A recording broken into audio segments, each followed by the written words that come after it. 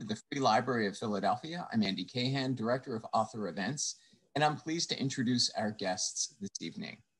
As Dwight Garner wrote in the New York Times this past week, Ursula M. Burns has a new and important story to tell.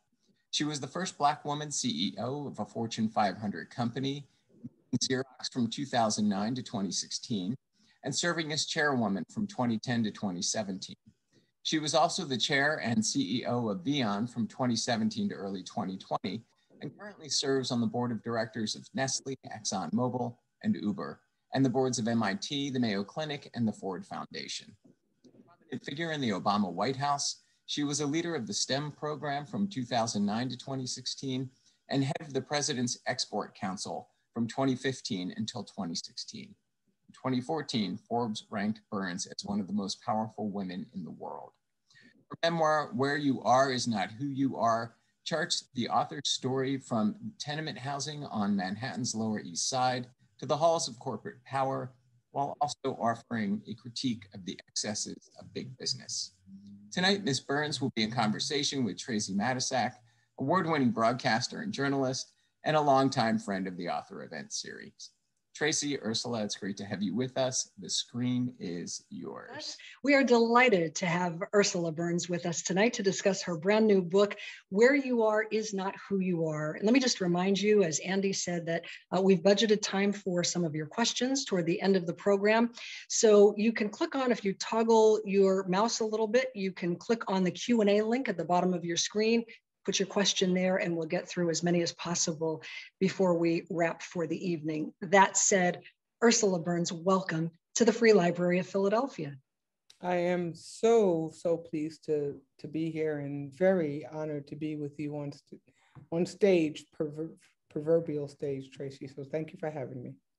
So let's start from you taking over the reins of Xerox, 2009. You took over from Anne Mulcahy, who was the previous CEO, and you expressed some frustration in the book. You said that there was a lot of coverage about the fact that Xerox had back-to-back female CEOs, but you felt that the bigger story kind of got lost in the shuffle. What happened? Yeah, I think it took a while for me to think about this from the perspective that I'm speaking about it, but when it was happening, I was uncomfortable with the debate and the discussion and the news coverage. It was unbelievable. But it was about a set of facts and data that neither Anne or I had any control of. We were both women. I was a Black woman. She was, these were things that, okay, they were, by the way, very important, but fairly incidental in the story. The bigger question and the bigger portion of the story was, how the hell did this little company, always scrapping, called Xerox Corporation, have a structure and an infrastructure and a process and a culture, whatever you want to call it, that can produce two female CEOs, that can produce one right after the other, and one could be Black and the other one could be white. How is that? It was more important to try to study and understand and articulate and question, not this spectacular thing that, oh my God, we had a Black woman who made it. I said, well, I've been that forever. The more important thing is, how did I make it to this point? How did this little company enable that? Yeah. Well, talk a little bit about that, because you wrote about how Xerox has always prioritized, or for a long time has prioritized, diversity. Tell us a little bit about the backstory there. Yeah, we had, this was a company that was founded by a kind of a visionary, individual with lots of support on the edges named Joseph Wilson. The company was founded or grew during some of the most violent race riots in the United States, the early 60s. Rochester, most people didn't know this, is a town that had some of the most violent, most destructive race riots. And this was a guy who was running his company at this time, small, and didn't ask the question of, how do we keep this away from us? How do we protect our company from this? His question was bigger. And it was, why are those guys out there and not in here working with us? there's something happening here bigger than just these Black people out there, you know, burning. No, he said, we don't have a lot of those guys in here. And by the way, he recognized at that time as well, we don't have a lot of women in here. So my goodness, if I can, in this scrappy little company, you know, that just started in the mill town up in upstate New York, if I can get some of these guys, seem like they're pretty passionate about ideas and stuff, if I can get them in, how amazing would it be? Because nobody wanted them at this time, women or African Americans. So if I can get these people in, I get to pick of the litter kind of a thing. I'm now extrapolating a little bit. My husband, who was 20 years older than I and was at Xerox many, many years before I got there, was one of the beneficiaries of this thinking. He's a scientist, he gets it, he's smart, educated, reasonably, didn't look like the rest of the guys at all. They said, okay, Joe Wilson, C. Peter McCullough, the people, David Kearns, Paul Allaire, they all came along and said, yeah, it may be reasonable for us to think about this differently, not about these people are lesser, but these people are just not these people are just underutilized. Yeah. And Xerox really was ahead of its time, because I was reading, and I think you mentioned this in the book as well, there's something like 30 Fortune 500 CEOs who are women, and I think there are like 2 right now who are Black women, and they're both newly appointed. One study said that there are more Fortune 500 chief executives named James than all the women put together. And I'm wondering what your thoughts are about why, when it's common knowledge that diversity is important, that there's still such a lack of representation for women and people of color in the C-suite. That's changing. So first of all, the common knowledge is changing. So it wasn't common and it wasn't knowledge before. Now we have reputable institutions of all types doing studies on this, and we find out that diverse teams operate better for future readiness, for profitability, for everything than non-diverse teams. They're including the financial results. So I think that wasn't common knowledge before. Now it is common knowledge, but even now that it is common knowledge, people still are not convinced. I'll get back to that later. The other issue has always been that people who have power don't want to give it up. Plain and simple. I mean, it's fairly natural. And so you think about the C-suites and the boards of companies. Look at who's there. They are not people who look like me or you.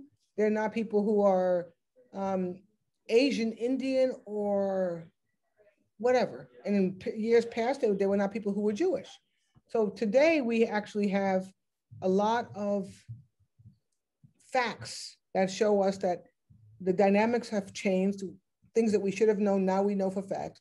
And we have people who say, yeah, I get it, but the institutions of power are still structured around, managed by, led by, whatever the heck it is, people who are incumbent, who don't look like the people who are knocking at the door.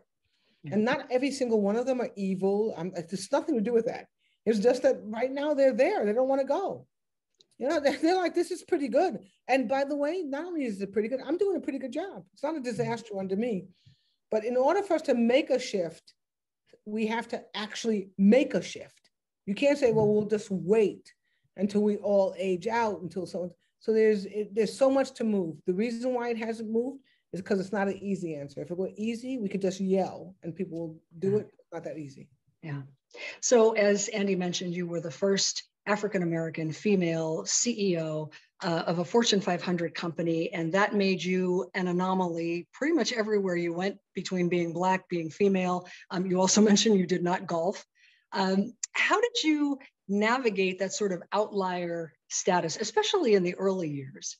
The part of it was that I have always been there, so I was very comfortable there. I mean, my life was navigating the outlier status. I think if you put me in the mainstream, it would have been harder for me to make my way. Right? I went to high school. I went to high school, an all-girls school, which was really great. But I went to college. It was all male. It was in engineering. It was all male and mostly white. I went to graduate school. It was definitely all male and mostly white, and almost totally white. And then, so I've always been on the edge, but it's more than that even. my mother came into this country as an immigrant, and she was well aware of, not like we are today. It's so hard to kind of juxtaposition what she was or what I was when I was younger, people of my generation, what information we had access to, what we didn't know, but we didn't know all the facts and data, but we did know that we didn't quite fit in. So this idea of not fitting in is pretty normal. Yeah. So I played most of my life, and I still do largely, almost being inside, but standing and kind of examining from the outside and then placing myself back in. I think you know what I mean. It's not that I didn't come from there. So even though I'm welcome there now and fit there by all economic status, I'm a visitor, I'm not an incumbent in that environment. Mm-hmm. By the way, it's not bad. I think one of the things that I worry about for my kids is they're being raised in a little bit of a falsehood, right? They kind of have been placed in this new environment. But the thing that they cannot avoid is that they are Black men and women. And that's something that you see from way far away. Before you come up and say Stanford and NYU and Fordham, before you say any of that, there's a presumption that these kids are bad Black people. Mm-hmm. Whatever that is, in the mind that we set up in media, minds that we set up in everything. It's not only media didn't do this, but everything, in some of our politics, much of our politics. So there's a level of comfort that you have when you are part of the supreme being group, and that you never get until the entire society changes if you're not there. Yeah. You talked about assumptions, and it was interesting to me that you wrote about your tendency to be over-prepared, to know everything about everything when you were at Xerox as a defense mechanism against the assumption that you didn't belong there. What did that look like for you? This is called there's a syndrome that they talk about for women in particular, but I suffer from it from every aspect. And that's this impostor syndrome. Mm-hmm. This idea that maybe they're right.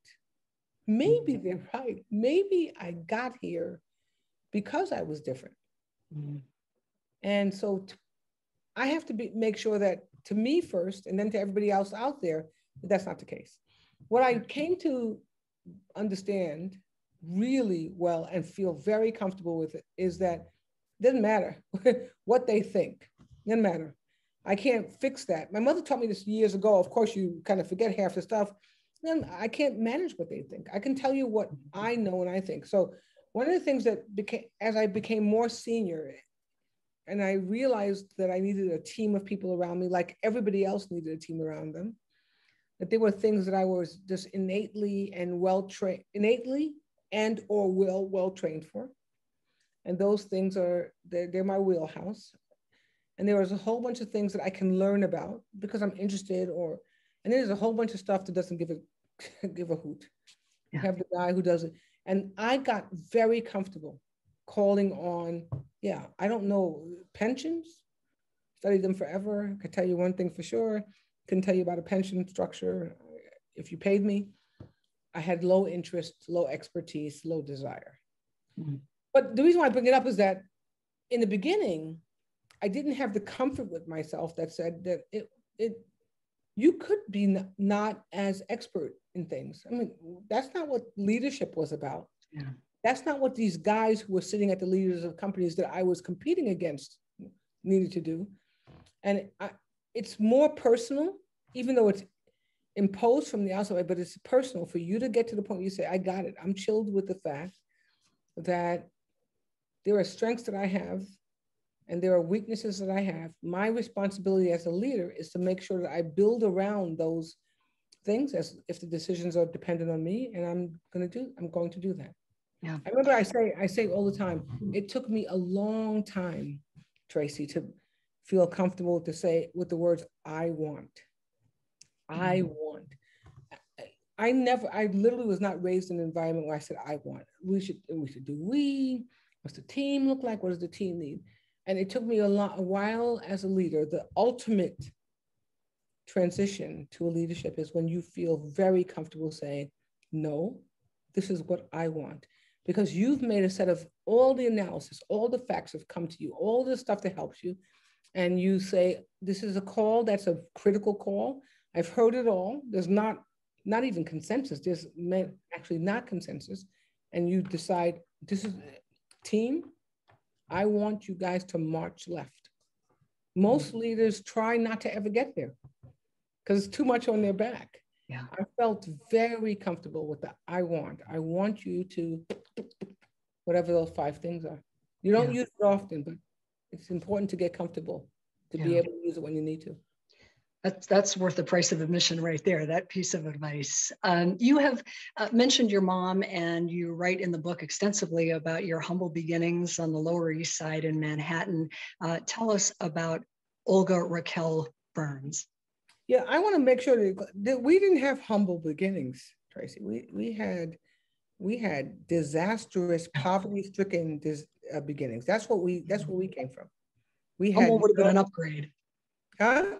Humble would have been an upgrade, it sounds like. It would have been an upgrade. We had no space here.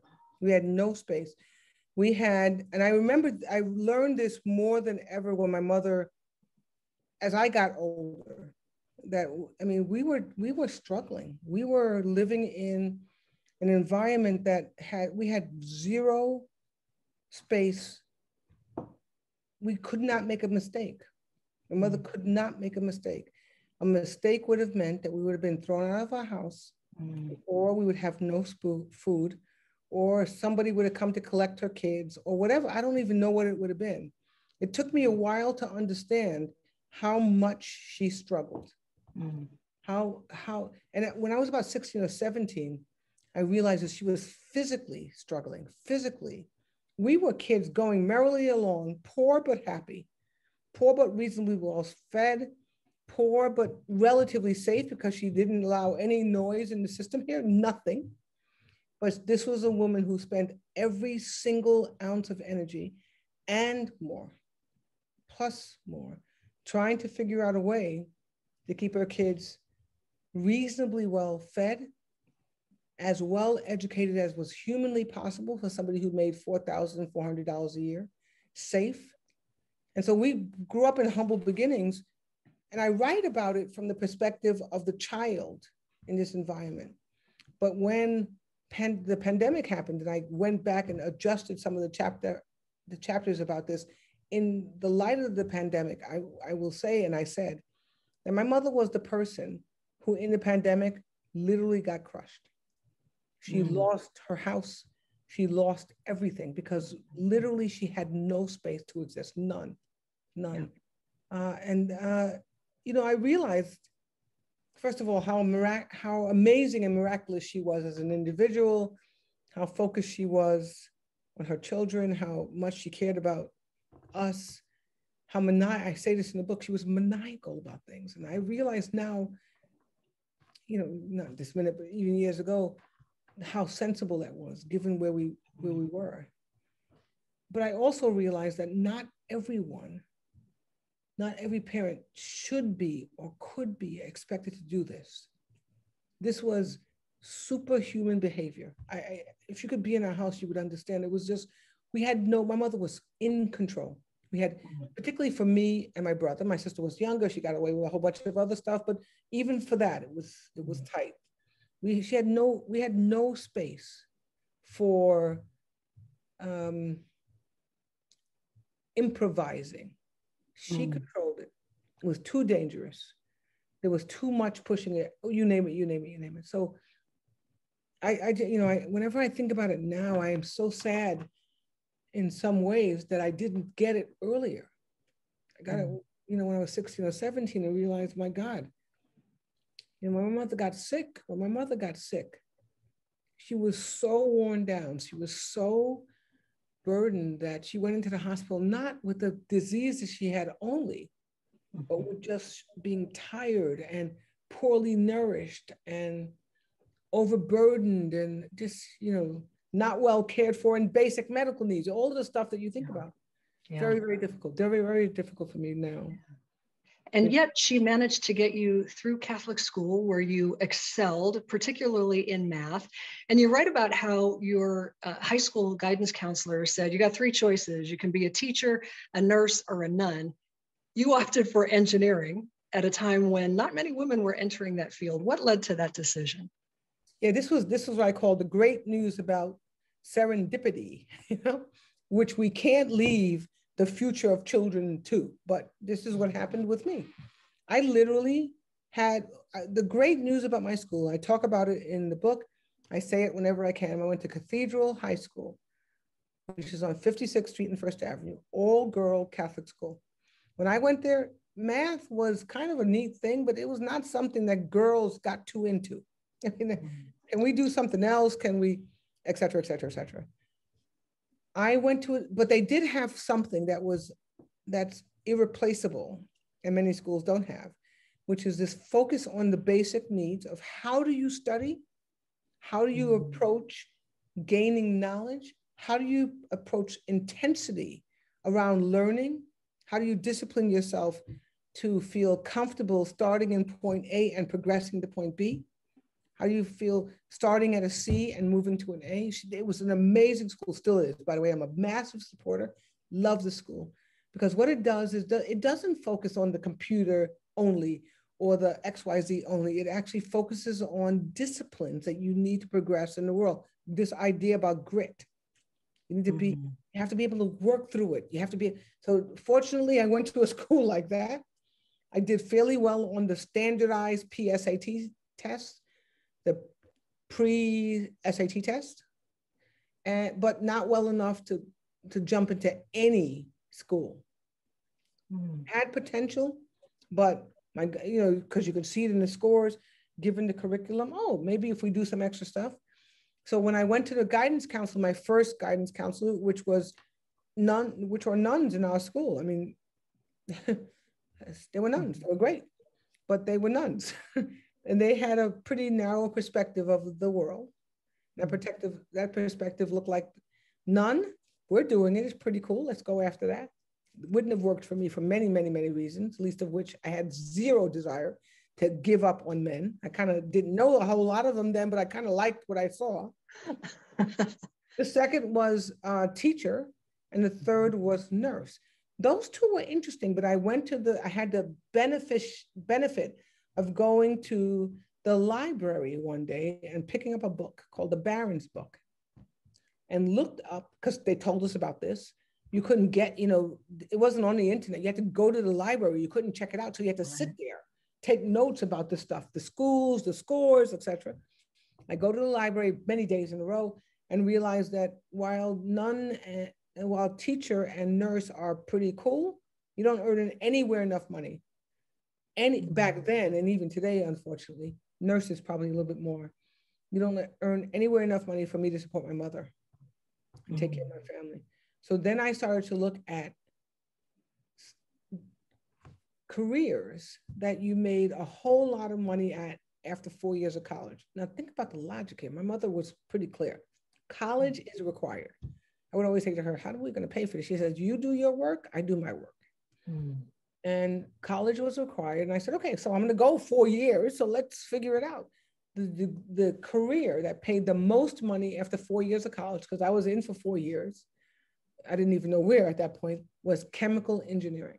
I remember leaving the library after many searches and realizing I'm going to be a chemical engineer.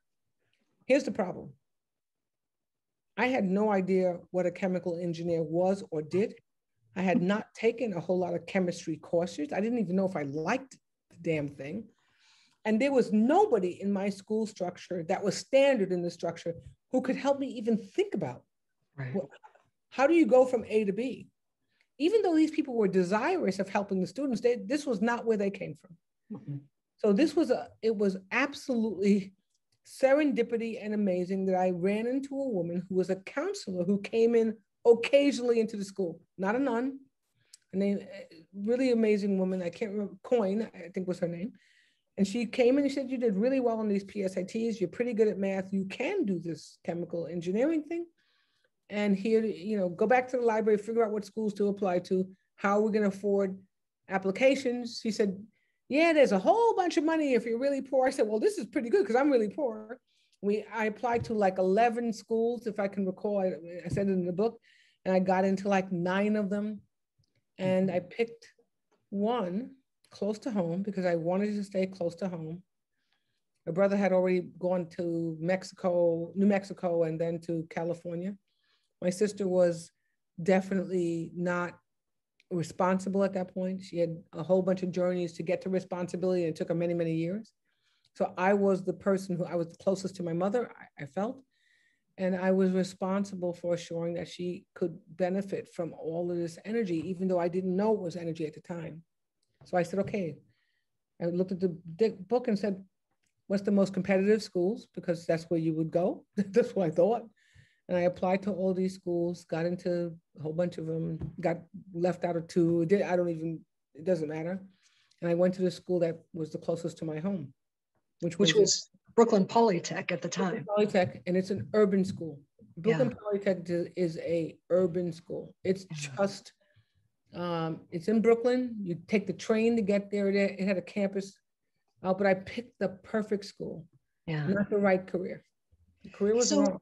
You were pretty passionate about affirmative action programs, and one in particular that really made a big difference for you, not only in being able to go to school, but to be successful in school. And you seem equally passionate about the fact that there are a lot of roadblocks for today's students and what you describe as a staggering disregard for the poor. Talk a little bit about that and the difference that made for you.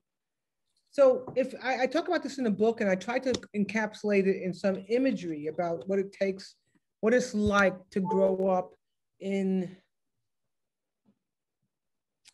the city, in the ghetto. What it is, it's housing and control of people who have less worthiness in society. It's nothing more complicated than that. I don't care what anybody says, but if you look at what happens in the projects, city projects, and you realize that everything is done everything that's important is done less intensely. Garbage is picked up less. The structural elements of the building are kept less. The schools are funded less. Let's keep going. So the whole place has this kind of a shade around it and smell around it that was normal for me. This was not, I didn't have a perspective that was, oh my God, I wish I could go over to Long Island or whatever the heck it was. No, it's the way it is. It's the way it is. So if you were born and raised there, it's the way it is. And then you get the ability from somewhere or the other to kind of move out. Mine came when I was 15 years old, and I went to high school. And I took a bus uptown. I was 16 years old, and I had not been actively engaged ever walking with anything on the Upper East Side. I just didn't go there. By the way, I wasn't the only one. My entire neighborhood was kind of sequestered down, there was a whole bunch of reasons why you never left, right? Policing situations, discomfort, the neighborhood's not welcoming you, whatever the heck it was, right? So what I realized then was that when I started to move out, there was a different world. My mother always had like magazines and stuff, but they seemed far away. Like now, you can go to Zambia, but Zambia is like, we'll never go to Zambia. We didn't have to go that far. We can go to Upper East Side, New York City, Manhattan to get you. And the reason why I bring it up is that we cannot be in a world that has such clear lines of demarcation of who is allowed to have access to this and who is not. And we do have those lines. Yeah. They are more than just our thoughts coming from the Lower East Side. They are more than just that. They are structural lines. Everything changes. Oftentimes we see it because poor neighborhoods are built on the other side of the tracks. We always hear that, but it's literally that way. I don't want to get too complicated in that, but what I'm saying is that pulling this all together, I was told when I was young, and I was told again when I was the CEO or the head of business group operations or whatever I was, that I had a couple of things that were going against me. I was poor, I was Black, and I was a girl. That's what they told me when I was young. Literally, a guy told me that who came to speak to the school. And when I became older, I was told, those things exist, but you're so spectacular, you overcame them. You're spectacular. They didn't say it that way, but I do want to try to get across to the people who look like me, any shade, clearly in my gender, that I am not spectacular. That's the book. I'm not spectacular. Look at my life. It's a regular life. Lots of help, guys. Lots of help. People from, an amazing amount of help from some really unexpected, but also amazing places. Yeah. That help and regular hard work, not brilliance, regular hard work could parlay itself into a good life. Well, and you said in the book, talent is evenly distributed, opportunity is not. I want to ask you a couple of questions. I want to fast forward to your time at Xerox before we get to our audience questions. And by the way, for our audience, don't forget that if you've got a question for Ursula Burns, you can click on that Q&A link that you'll find at the bottom of your screen. Enter your question in there and we'll see how many we can get through before we are finished. I want to talk a little bit about Xerox. One of the points that you made is that you had the benefit of mentorship there. And in fact, one of your mentors was Vernon Jordan, who was an advisor to President Clinton. Can you talk about the importance of mentorship, particularly in an environment like the one that you were in? Yeah, I mean, I will say I would have never made it without mentorship. I mean, I was so foreign to this established culture. I had people, Vernon was the most noteworthy, and another one, my husband. I mean, my general counsel, Don Liu, who was more of a spot, just helped me through thinking. I would have not made it. I just didn't. I was smart. I had zero negative smart cells, so I got that. I worked hard. I definitely had zero negative work hard cells. My mother was smart and she worked hard and she couldn't make it out of XYZ. The reason why I did this, why I made it, was that every step along the way I had help. And at Xerox, my God, Tracey, I mean, I had the best of the best. Yeah. If you could assemble a team of help, you would assemble Vernon Jordan, you would assemble Ann Mulcahy, you would assemble Paula Lair, my husband Lloyd Bean. You would assemble these experts, Don Liu, some of my management team who just, so it's amazing to believe that we expect people to make it without help. Yeah. One of the pieces of discourse that we had in the last administration, not getting too into this politics, that really troubled me, really, and my husband, was this idea that if you are there, it's your fault that you're there. Wherever there is, that's not in. If you're poor, it's your fault. And I say, well, I am proof that that's not the case, right? I did my part, and thank goodness, other people did above and beyond their part. Vernon, I wrote at his memorial service. I was one of the people honored to be asked by him, obviously before he passed. Yeah, which was very recent, by the way. Yeah, it was March of last year. Mm-hmm. Could it have been that long ago? My goodness. Oh, it's March of this year. This year, yeah. It couldn't be March of this year. I really this is a tough time for me.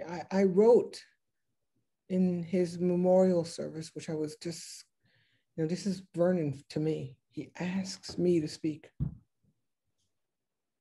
And it took me a long time to write it down.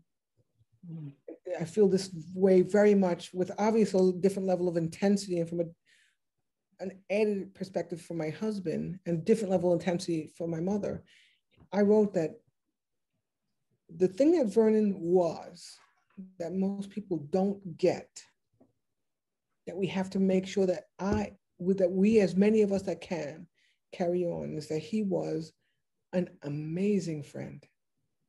This guy didn't, I would wake up sometimes and say, well, why is he taking care of me? I mean, why is he interested?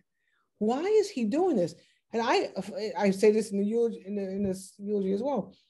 I thought he was doing it only to me. Come to find out, this was this guy's specialty. How did he do this?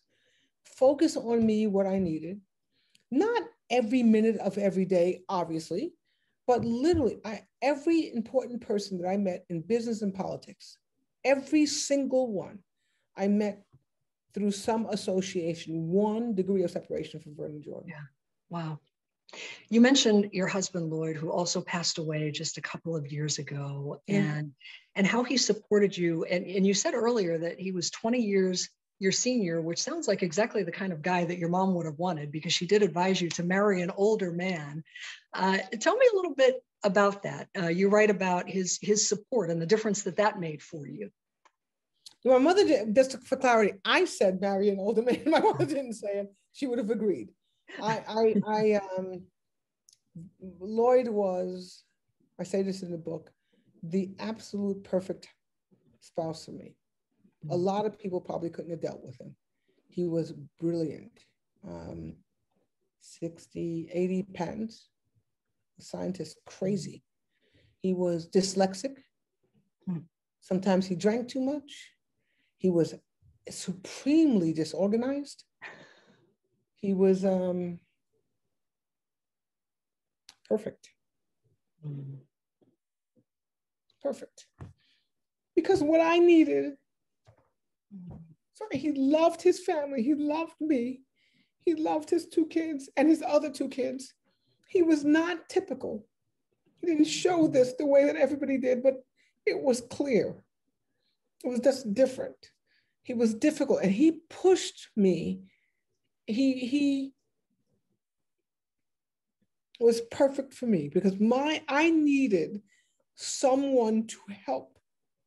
In addition to somebody to love, right? So I loved him, but there were things that I could do better than him. There were a whole bunch of things that he could do better than me, but he was perfect for me. I obviously, Tracey, halfway through this marriage, on every other day, I was like, what the hell am I doing here? I mean, this is hard. It's another person living in the same house as I do. We are co-parenting. I mean, really co-parenting. 2 kids. It's like, he's from Bermuda. I'm from America. He's obviously a man, a 20-year-old older Black man. So there's a whole bunch of stuff in that. If you're a Black woman, you get. I mean, he's like, Vernon was very similar to this. The things that you did and didn't do, the things that women did, all that existed. But the thing that was great about it is that it pulled on everything that I was capable to help on. It was, and people, I do not want people to believe that I had this perfect angelic husband or mother, or that I was anywhere near perfect or angelic. But what I realize is that we have grit in things. We grit through work. We have grit in relationships too. Yeah. And my husband and I had grit in our relationship. We had 2 children. My son is my stepson. My son is not my son. I didn't give birth to him. His mother is a cool woman who my husband had things with before we were married. This little boy comes out, and the 3 of us, without ever really talking about it together, decided it's all about the boy. It ain't about us. Yeah. It's all about the boy. And his mother and me and his father raised this boy. I had a lot of because he lived in our house, so I kind of got it every day. He moved with us around the world. He knows that I'm his stepmom, but he doesn't obviously think about it that way. The reason why I bring it up is that this is the way it was. right? This is the way it was for Black people all the time, right? Because our families were pulled apart, and we didn't get into all this craziness about the this and the that, and he's not really, he's different father. It was like, hey, we need to help each other. Right. And I had the benefit of a man who focused on, even though not perfectly, his children, who focused on, even though not perfectly, me. And if anything, he didn't focus enough on himself, right? And for sure I didn't. And people who know him well will understand that I'm saying this was in his eulogy. The mayor of New York City, Rochester, New York, was a good friend of his named Bill Johnson, the old mayor, did this amazing eulogy for him and said, I want to make sure you understand that I am not saying that this man was a saint. He was, you knew him, he was far from it.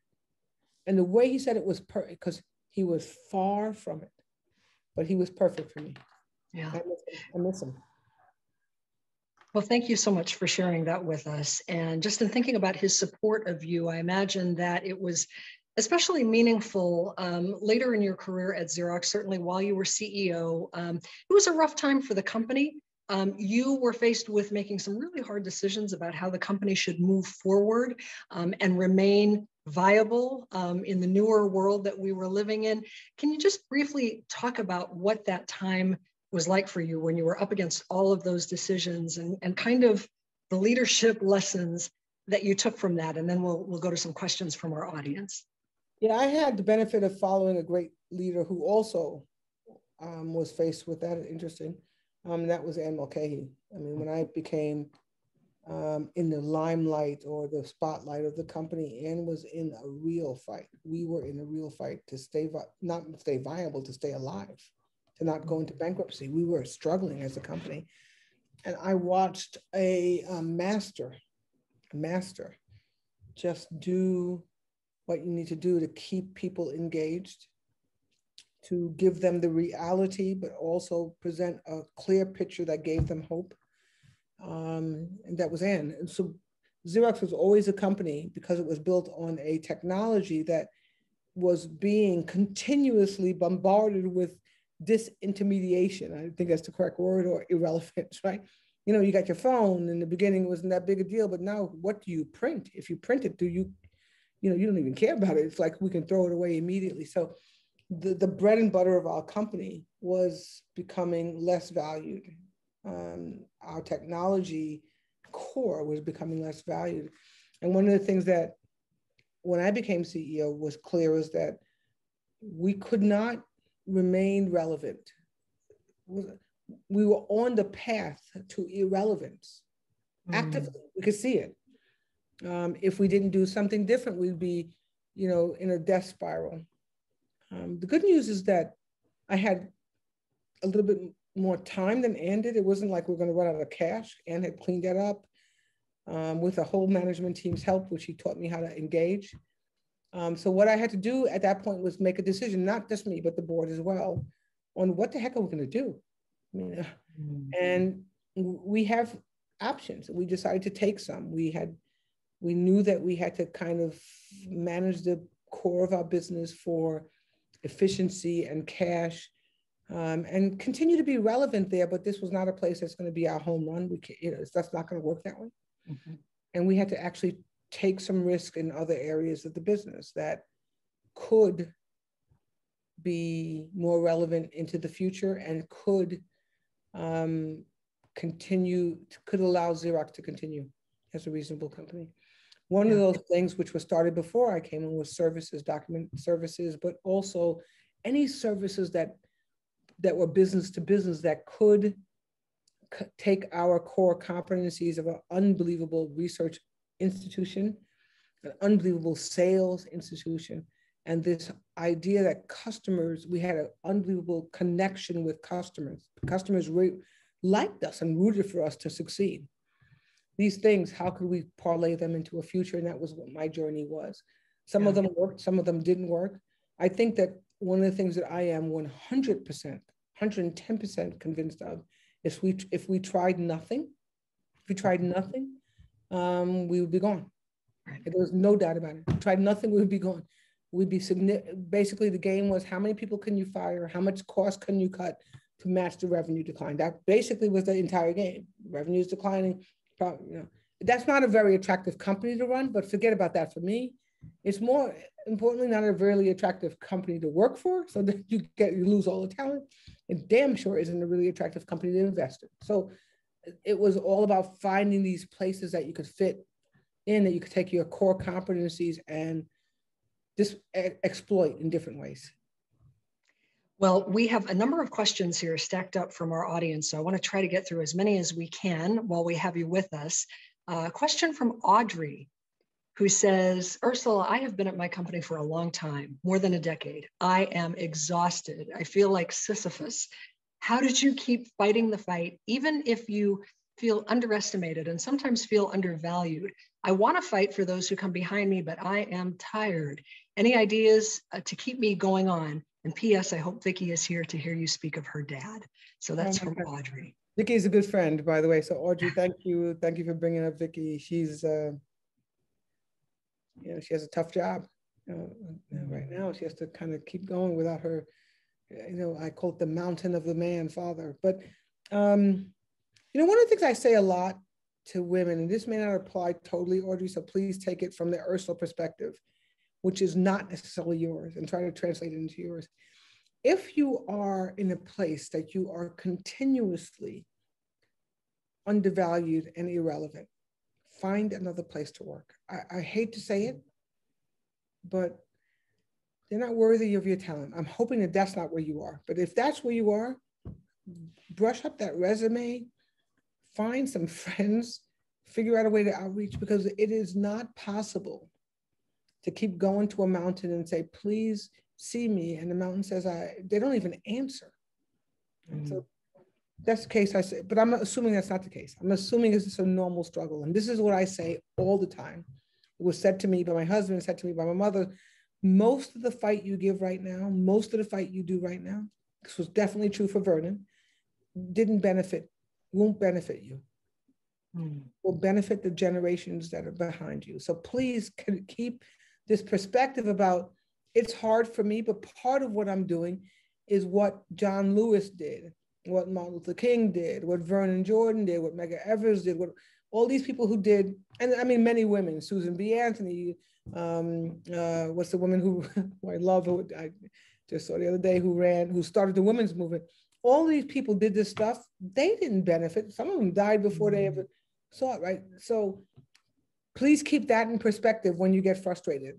I get that I'm not going to benefit from this, but my children and their children will. Yeah. So first, if it's irrelevant, trash the company.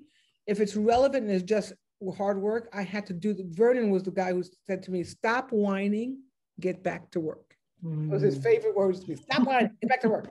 That's good advice for all of us. Yeah. A question from Wanda, who says, thank you so much for sharing your, quote, ordinary background with us, particularly the strength of your beloved mother and the love story of your husband, Lloyd, who was perfect for you. You said you had a lot of help along the way. Please share which Black women you helped along the way on this journey with you. This is one of my continuous things. I want to make sure that it doesn't sound too grandiose. Call me and you got me. You name it. Success, Gabby Sulzberger, Chisanda, from Roz, from Walgreens. I am available, but I don't want it to seem like I'm not like Vernon was to me, where he was like this powerful, godlike guy who could literally just pick me up. I'm a lot more incremental. And I am into this. I know what it felt like to be alone, and I spend time, Black men too, Tony Coles, I spend time trying to figure out a way to help. And so I can't respond to everyone, and I don't, because some of it is just BS, even from Black women. But if there's a way for me to help, you got me. Yeah. I invest time and energy in causes and individuals. I invest money in causes and individuals not because I want, and I try to do this in a way that doesn't have my name associated with it. This is another thing I get, it's a little bit not in my culture at all. And that's basically to say, May I have your attention? May I have your attention, please? Sounds like something's going on back there. But you were saying. I was saying that, sorry for that. Is it possible? This is only a test. We apologize for the inconvenience. Thank you. So I think it's part of the mission that I have. And not only me, the good news is that we have not only the Lone Rangers of Ken Chenault and Vernon Jordan and Ken Frazier, et cetera. We have a growing number of people who look just like I look, even though they may be, some of them maybe have a different gender, who are dedicated to assuring that we don't leave a whole lot behind. We can't help everybody in every way, but I am committed to this, and just ask around, ask around. So question from Valerie, who says, is there something you didn't accomplish at Xerox that if you had an opportunity for a do-over, you would do? No, I don't live a lot in regret. I damn sure don't live in a lot in retrospection, particularly around companies. I don't. Somebody said to me the other day, are you involved? No, don't hold stock in the companies at all. It's kind of like I get over it. My biggest issues the biggest regrets that I have are personal regrets. They are around, number one, that I didn't have more children. What I realized is that parenting is kind of the gift to the parents, the kids kind of, and I didn't give myself enough gifts. I had two, I would have had a little bit more. That's one. But I don't live a lot in regrets, particularly on the corporate side. You do the best you can, which I damn sure did. Spend the most energy. A lot of the time it works, some of the time it doesn't. If it didn't work, a lot of the time they fire you, right? So a lot of the time it works, sometimes it doesn't. And I am almost totally, I say this in the book, dispassionate about it. There's a whole bunch of stuff on your walls, and I'm like, I'll take these three things and I'll go home. So not a lot of things that I look back in Xerox and say, I wish I had done. Yeah. Question from Roger, who says, great talk, Ursula. Could you please give your thoughts on the new climate activist members on Exxon Mobil's board? I haven't met them yet, but I said this, and I want to make sure that I'm careful here, and I'm often not careful when it comes to these kinds of talks. But boards act as a coalition, as a group. And so when I speak about what I'm speaking about now, from this point forward, this is not board, this is Ursula. I haven't met the new directors, interestingly enough. And we're just settling who they are. I haven't met the new directors, but I do have a level of respect for the fact that something about messaging or content or strategy or whatever the heck it is that Exxon, including the directors, was on didn't resonate with enough shareholders to have three, if you know what I mean. So this, I am not anywhere near indicating that there is wrong or right here. What I'm indicating is that, how do I say this? I think that there's one thing that the board and the management team has to be aware of now, is that we, in some ways, missed the mark. It showed up with 3 new directors, and now we have to incorporate that. Boards have, and companies have a certain thing, sometimes there's just there's a crescendo of action against or for a cause. And right now, for sure, environmental intensity, positive or negative, is way up there. You have to, if you're on one side, you're in the black side of the thing, you're in the black side, which is the good side of the thing, and the other side, you're in the white side, you're that kind of thing.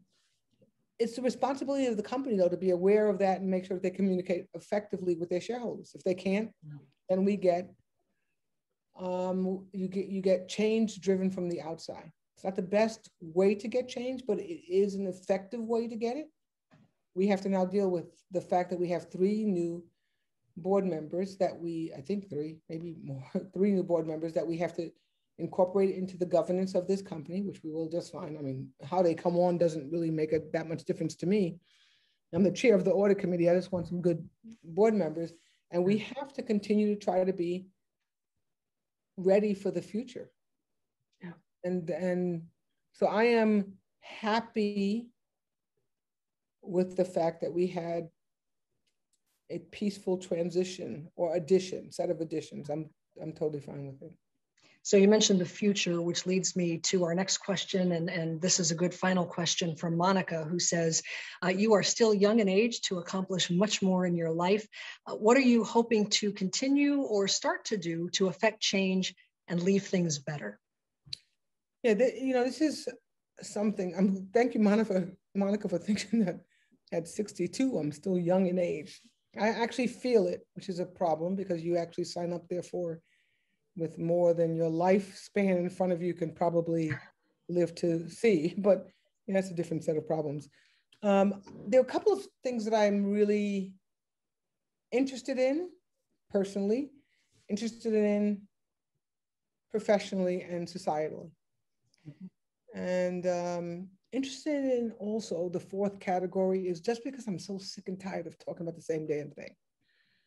I'll start with the last one. I got to tell you, we are debating about the worth of humans still. Who has the right to vote? We should make it easy for Joe and not easy for Sam. Women should have a say in how their bodies are managed or not. Whatever it is. And I hope that we can get over this. Mm. What I mean by get over it is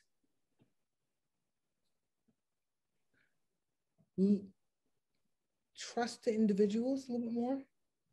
Mm. We don't. I mean, it's still crazy. I mean, I still go to, we signed a letter of 72 Black business leaders for voting rights. And it's like, are we still having this conversation? What is this conversation about? Please explain to me why we're debating this. Yeah. I do understand that we shouldn't have people voting illegally. That's not what we're discussing here. Yeah. We're discussing literally, please, people who don't understand or don't agree with this, look deeply into your soul. What are we discussing here? As an American citizen who meets the requirements that we set up as an American citizen, we should make it easy for every single person. When I say easy, I mean easy for everyone to vote.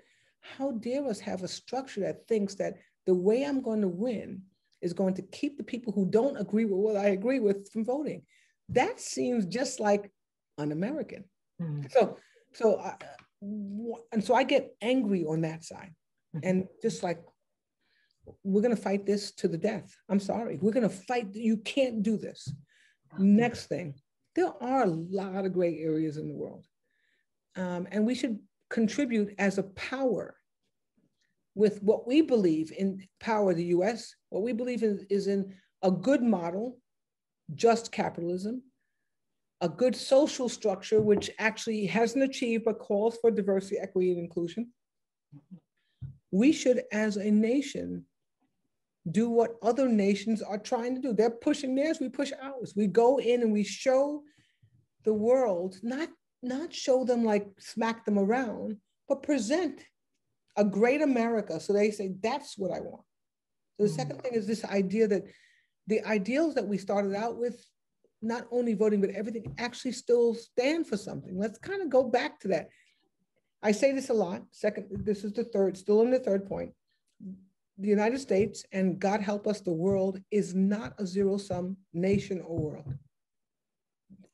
We attack these problems like, my God, this person is going to get more food stamps or welfare or milk or clean air, and therefore that means I'm going to get less.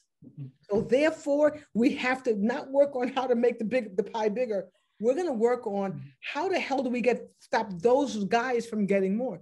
It's exactly it's not the approach, right? It's not the approach. We know what this ends up with. We see it in nations all over the world, and we saw it last year in the United States of America, where people actually say, We have a process. We have it there. I know you don't like it, but we're going to actually storm the Bastille, kill people in the Bastille, and take over the government. You say, well, that's an interesting approach to the problem.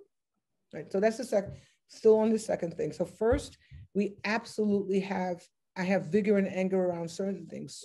Second, we have to slow down and educate, figure out what the gaps are and bring people along in the second area, because we can't keep living this way where, it's you guys and us guys and you guys. I mean, it doesn't make sense.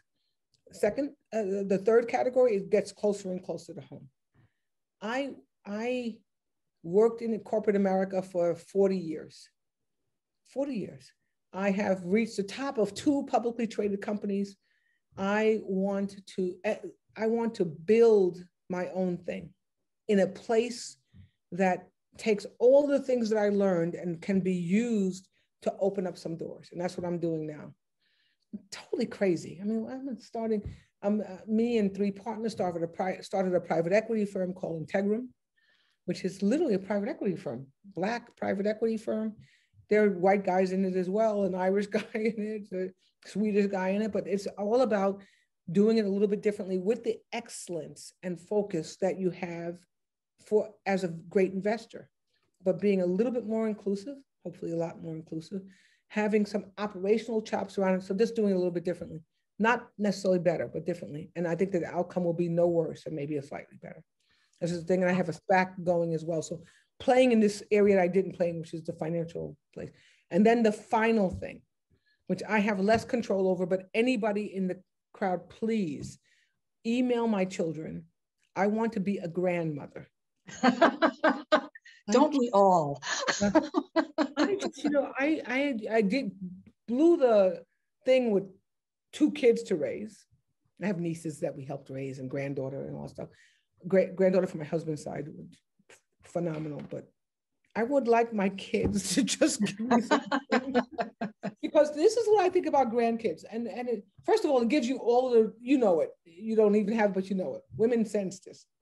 All of the benefits, this little baby that you can't do anything but love, that smells great, that, they'll sleep on your chest, you love them.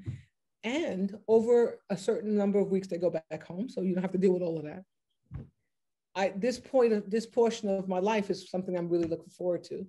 My 2 kids are engaged to be married. One is getting married in August. The other one, I don't know when. It was supposed to be last year, but the COVID made it crazy. And I'm just hoping like heck that at least one of the 2 plan. And I'm hoping the other one has an accident and gets pregnant right now. I don't care how. So it comes very close to home. There's some personal things I want to do, have nothing to do with work or anything. I have a sister, I have girlfriends. I talk about this a lot, that I'm the wealthiest in my group, but I'm not the richest in my group. I'm the physically wealthiest. And so I have girlfriends that I hang out with. I try like hell to literally no holes barred. Let's find a place and have some fun. Go to New York or do that. Let's go and just have fun. Grandkids, just have fun. Then do something that's a little bit orthogonal, still stresses my brain, still helps broadly. Go in the area, a private equity firm that I'm sure that with my partners we can absolutely make a lot of money for investors, and they will all look back and say, not a bad firm, didn't do bad. And then, a little bit away, and then ultimately fundamental, I'm just going to fight like in the middle of the street for certain things. Not everything, but I'm going to fight in the middle of the street. So that whole gamut, close to home to far away. Yeah.